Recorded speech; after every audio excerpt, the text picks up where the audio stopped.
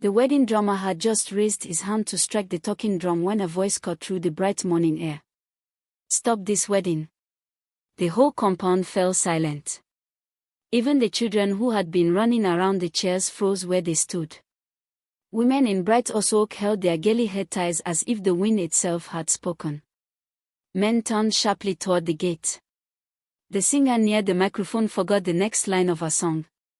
At the center of it all stood Amara, the bride, dressed in white lace with tiny beads shining on her veil. Beside her was Tond, the groom, wearing a deep blue border with gold embroidery. A smile had been on his face only a second before. Now it was gone. At the gate stood an old woman no one had invited. She was not dressed like a rich guest. She wore a faded brown wrapper and a plain black blouse. Her slippers were dusty. In one hand, she held a walking stick. In the other, she carried a small cloth bag tied at the top. Yet there was something about the way she stood, straight and calm, that made people move aside without being told. The pastor frowned. "Mama, this is a private ceremony."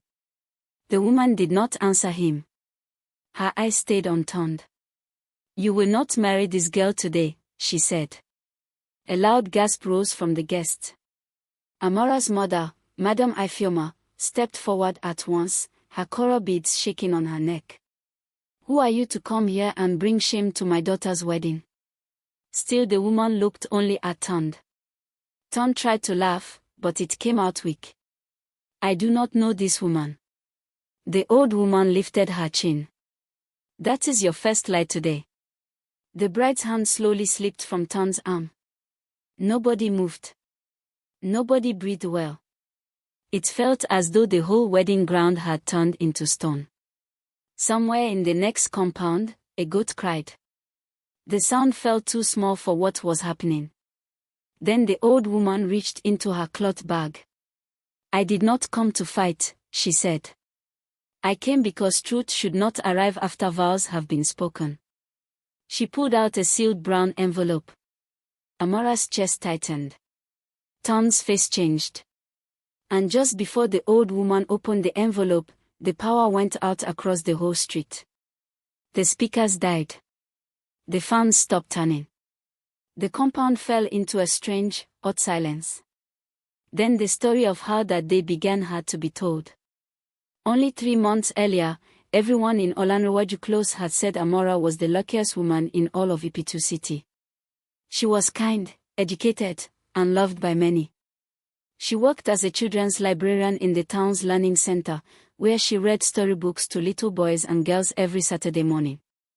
Children loved her because she never rushed them. Mothers loved her because she spoke with respect. Old people loved her because she still greeted properly and never passed an elder without bowing her head. At 28, Amara had become the pride of her family. Her mother sold fabrics in the market, and her late father had been a schoolteacher who believed that a good name was worth more than gold. Amara remembered his words often. "When people trust your name," he used to say, "you are already rich." Then Tond came. He was handsome in a clean, careful way. He wore polished shoes, smelled of expensive cologne, and drove a silver SUV that made neighborhood boys stop and stare. He said he owned a chain of phone shops in Lagos and wanted to expand into Ipitu City. He spoke softly, smiled often, and knew exactly when to lower his voice and say things that made people feel seen. He did not meet Amara at a club or party. He met her at the library. One rainy afternoon, he walked in asking for a book on business law. Amara showed him the shelf. He thanked her, then came back the next day. And the day after that. Soon he began bringing meat pie for the security guard, biscuits for the children, and flowers for Amara. "You are not like other people," he told her once. Amara laughed. "You do not even know many people here." "I know enough," he replied. Her mother was pleased. Her aunties were even more pleased. "He is respectful. He is successful. He is ready. He is not wasting time." That last one mattered most. Within 6 weeks, Ton had visited Amara's family home 3 times, met her uncles, brought gifts, and spoken seriously about marriage. He said he did not believe in playing with people's hearts. He said when a man saw peace, he should not pass it by. Amara wanted to believe him. Most days, she did.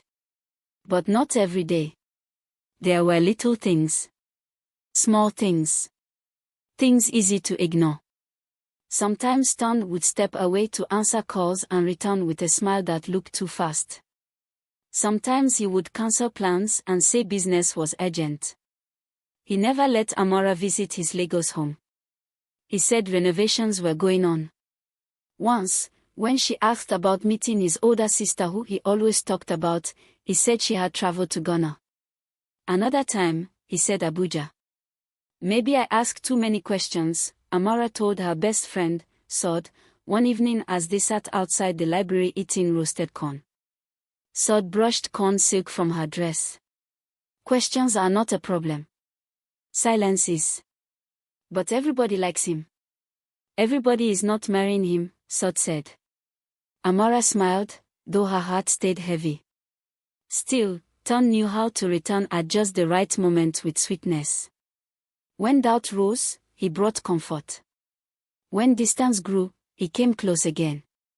He sent her voice notes in the morning. He bought new books for the library in memory of her father. He sat with her mother in the market and called her mama as if he had always belonged there. Soon the wedding date was fixed. The whole street began preparing. Tailors got busy. Caterers came and went. Plastic chairs arrived in stacks. Musicians were booked. The women in church started planning their songs. Ton paid quickly and spoke confidently. Everyone said Amara's star had finally risen. Then, 5 days before the wedding, something happened. Amara was returning home from the tailor's shop when she saw an old woman sitting near the gutter opposite their gate. The woman looked tired, but her eyes were sharp. She watched the house as if counting the windows. Amara slowed down. "Mama, are you looking for someone?" The woman turned to her. "This is Madame Ifeoma's house?" "Yes." "And you are her daughter?" Amara nodded carefully. The old woman looked at her for a long time. Then she asked, "Are you the one marrying turned Adelican?" A chill passed through Amara's body, though the evening was warm. "Yes," she said. "Why?" The old woman stood up slowly with the help of her stick. "Because, my child, if you are wise, you will not wear white for that man." Before Amara could speak again, a motorcycle rode past between them. By the time the dust settled, the woman was already walking her way down the road. Amara stood still, her heart beating hard. That night she told no one.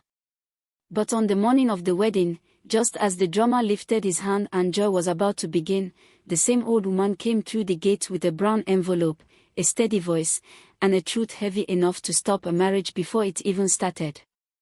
And when the lights went out and the compound held its breath, Ton suddenly turned to one of his groomsmen and shouted words that made Amara's blood run cold. "Take that envelope from her now." The moment Ton shouted, the compound exploded into noise. Guests jumped from their seats. Women cried out. One of the groomsmen took a quick step toward the old woman, but she moved back faster than anyone expected for her age. She held the brown envelope tightly against her chest and struck her walking stick hard on the ground. "Do not touch me," she said. Her voice was not loud, yet it cut through the shouting. Amara stared at Ton. It was not only what he had said. It was how he had said it. His voice had lost its softness. His face had lost its calm. The man who always smiled like gentle sunshine now looked like someone cornered in a dark room. The old woman turned to the guest. "You have all dressed in fine clothes to witness joy. But would you still sit here if you knew this man is already married?" The world seemed to tilt. Madame Ifeoma nearly stumbled. "What? That is a lie!" Ton shouted at once. "A complete lie. This woman is confused. The pastor raised both hands. Everybody, calm down. Let us not turn this into a market. But it was already worse than a market. People were talking over one another. Some stood on chairs to see better. The caterers stopped serving food. Children pressed close to their mothers' wrappers, sensing that something big and bad was happening. Amara's mouth had gone dry. She looked at Tond, hoping, almost begging, that he would laugh again and explain everything. Instead, he pointed at the old woman. "Who sent you?" he demanded. "How much were you paid?" The old woman did not answer him. She looked at Amara instead, and for the first time her face softened. "My name is Mama Busy," she said. "I came from Effin town this morning. I did not want this shame to happen in public, but nobody around this man ever lets truth reach him quietly." Then she opened the envelope and pulled out a photograph. She handed it to Amara. Amara's fingers trembled as she took it. It was Tond. There was no doubt about that. He was wearing a cream traditional outfit and smiling at the camera. Beside him stood a woman in a gold head tie holding a baby girl. Tond's arm was around both of them. At the bottom corner of the photo was a printed date from 2 years earlier. Amara felt as though all the air had left her chest. "No," she whispered. Tond stepped forward fast. "That picture means nothing. It was my cousin's ceremony. People pose for photos." Mama Busy opened the envelope wider and brought out more papers. "Then maybe this mean nothing too." There was a marriage certificate. There were hospital bills signed with Tond's full name as next of kin. There were copies of school payment receipts for a child named Dora Adelican. And there was one more thing. A letter. Mama Busy handed that one to the pastor. "Read it." The pastor adjusted his glasses, his face tight with worry. He unfolded the paper and read silently first. Then he looked at Tond in disbelief. "Tond," he said slowly, "this letter is from a law office. It concerns a petition filed by your wife, Mrs. Kemi Adelican." Gasps rose again. Amara's knees weakened. Sod rushed from the crowd and caught her by the arm before she fell. "I'm here," Sod whispered. "Stand. Just stand." Amara could not hear clearly anymore. The compound sounded far away, as though she were underwater. Her wedding dress suddenly felt too heavy. The beads scratched her skin. The flowers around the entrance smelled too sweet and made her stomach twist. Tond spread his hands like a man trying to hold back a flood. "Listen to me," he said. "This is being twisted. Yes, I knew Kemi. Yes, we had issues. But it is over. Over. Over." Mama Busy said. "You left her with a child and disappeared for months. That is what you call over." Tond's jaw tightened. "Our families were handling it." "Which family?" she shot back. "The one you stopped answering. Or the one you lied to hear?" The groom's family had been strangely quiet until then. Now Tond's uncle, Chief Adelican, cleared his throat and stepped forward. He was a large man who had spent most of the morning greeting guests like a king. "This matter," he said, "is a family misunderstanding. It should not destroy a good day. The young man may have made mistakes, but adults can settle things." Amara turned to look at him. She had never heard words sound so ugly while dressed so politely. "A good day," she repeated. Her voice was soft, but the whole compound went still to hear it. She stepped away from Sod and faced Tond fully. Tears filled her eyes, but they did not fall yet. "Tell me the truth. Right now. In front of everybody. Is there a wife?" Tond hesitated. It was only a second. But a second is enough when truth has been hiding. Amara saw it. So did everyone else. "There was," he said at last. "But it is complicated. A cry broke from Madame Ifeoma's throat. Not loud, not dramatic. Just a wounded sound from a mother whose child had been pushed toward danger with smiling hands. Amara closed her eyes. In that instant, she remembered every small thing she had ignored. Every phone call he had hidden. Every change story. Every visit postponed. Every doubt she had folded up and buried because hope seemed kinder. When she opened her eyes again, the tears were there. You were going to let me stand before God and promise myself to a lie, she said. Tond moved toward her. Amara, please. I was going to explain everything after the wedding. The crowd murmured with disgust. After. Sword snapped. After trapping her. Tond glared at her. Stay out of this. No, Amara said. She lifted one hand. It was a small movement, but it stopped him. For the first time that day, her voice became steady. No, Tond. You stay where you are. Even the pastor bowed his head. The sun had moved higher now, and the heat sat heavily on the compound. One of the decorations near the gate came loose and fell, its white ribbon landing in the dust. Nobody picked it up. Amara slowly reached for the engagement ring on her finger. Madame Ifeoma began to cry openly. Salt covered her mouth. Guest leaned forward. Tond's eyes widened. And before anyone could stop her, Amara pulled off the ring, held it in her palm, and took one step toward him. Then, from outside the gate, another voice rang out. Don't give it back to him. Everyone turned. A young woman stood there holding the hand of a little girl of about 4 years old. The child had Tond's eyes. The little girl looked around the compound with wide, confused eyes. She wore a yellow dress with one small flower missing near the collar. Her hair was tied in neat puffs with blue ribbons. One hand clung tightly to the young woman beside her. The other held a soft toy rabbit that had seen better days.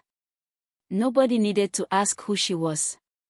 The answer was already written on her face. Tond stepped back as though someone had pushed him. Kemi, he said. So this was Kemi. She was younger than Amara had imagined, perhaps around 30, with tired eyes and a firm mouth that looked like it had learned not to tremble in public. She wore a simple green dress and flat sandals dusty from travel. She did not look rich. She did not look weak either. She looked like a woman who had been carrying something heavy for too long. The child looked up at Tond. Daddy, she asked softly. The word fell into the compound like a stone into still water. Madame Ifeoma sat down hard on the nearest chair. One of her sisters began fanning her quickly. The pastor removed his glasses and rubbed his face. The musicians stood quietly by their instruments, as if even sound itself no longer knew what to do. Amara's fingers closed around the ring in her palm. Tond forced a smile that looked painful. Dora, come here. But the girl stayed where she was. Kemi rested a hand on the child's shoulder and faced Amara. I am sorry, she said. I did not come to disgrace you. I came because Mama Busy found me this morning and said if I stayed silent one more time, another woman's life would be damaged the way mine was. Amara looked at her. She had imagined anger, maybe even hatred, if the truth ever came. Instead she saw sorrow. Deep, tired sorrow. You are his wife? Amara asked. Kemi nodded once. By law. By church. By every promise he made before he changed. Tond raised both hands quickly. Changed.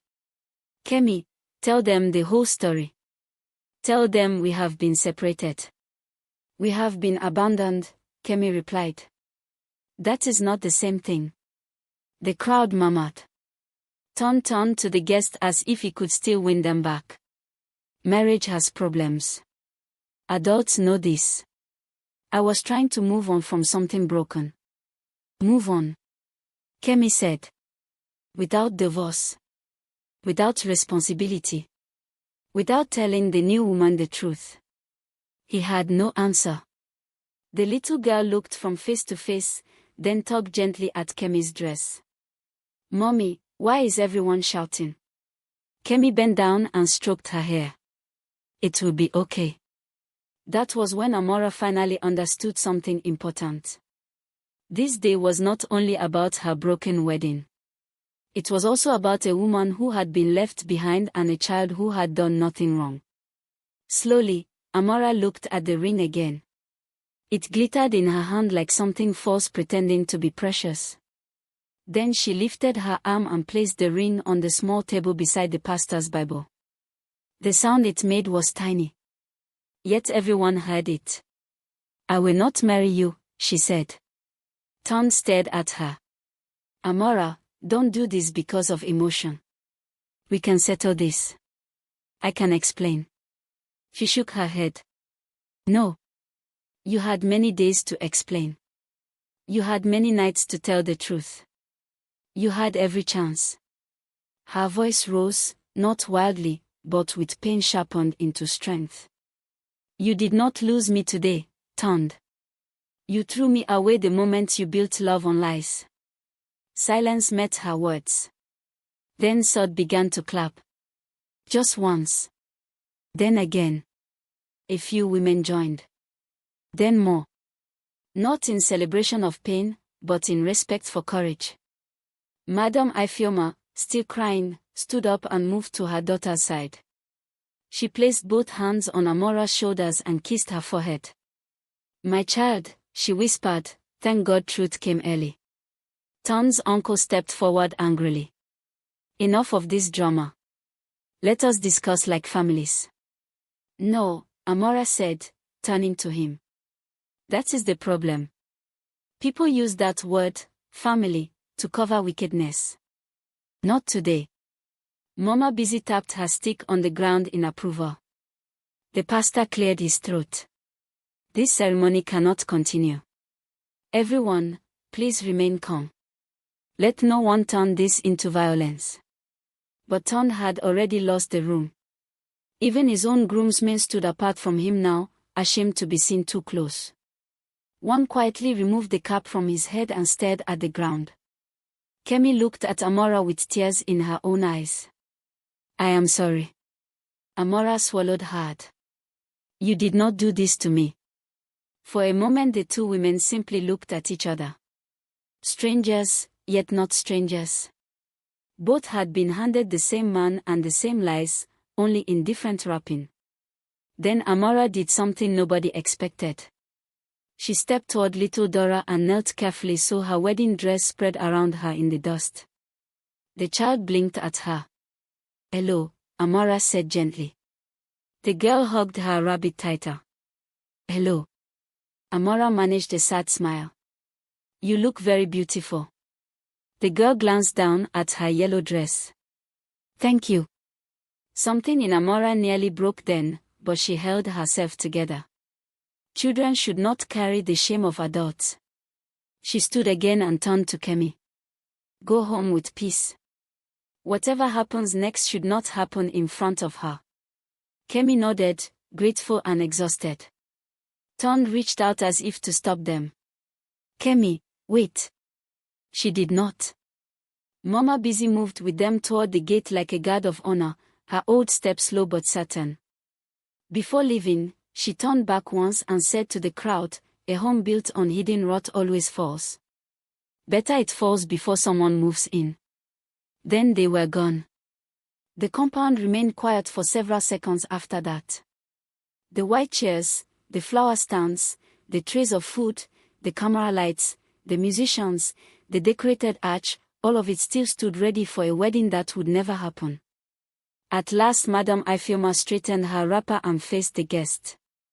Her voice shook, but her words did not. "You all came to honor my daughter. For that, I thank you. The marriage is cancelled. Eat if you wish.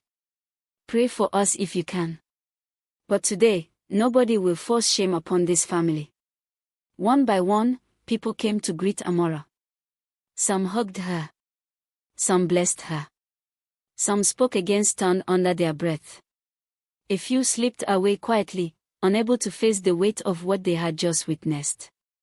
Ton tried once more to come near Amara. Sword blocked him. "Leave," she said. He looked past her. "Amara." Amara did not answer. She turned away. That hurt him more than shouting would have. By evening, the chairs were being stacked and carried out. The flowers had begun to droop. Bits of ribbon moved across the ground in the soft wind. The compound felt tired, like a place waking from a hard dream. Amara changed out of her wedding dress and into a plain blue gown. She sat outside with her mother as the sky darkened. For a long time, neither spoke. Then Madame Ifeoma took her hand. "You are not ruined," she said. Amara looked ahead at the quiet street. "I know. And this is not the end of your story." A small, real smile came to Amara's face at last. "I know that too." Somewhere down the road, a child laughed. A motorcycle passed. A woman called her son in for supper. Life, careless and steady, kept moving. And in the middle of a day that had begun with music and broken with truth, Amara understood the lesson hidden inside the pain. Sometimes the uninvited guest is not the one who destroys the celebration. Sometimes the uninvited guest is the one who saves the future.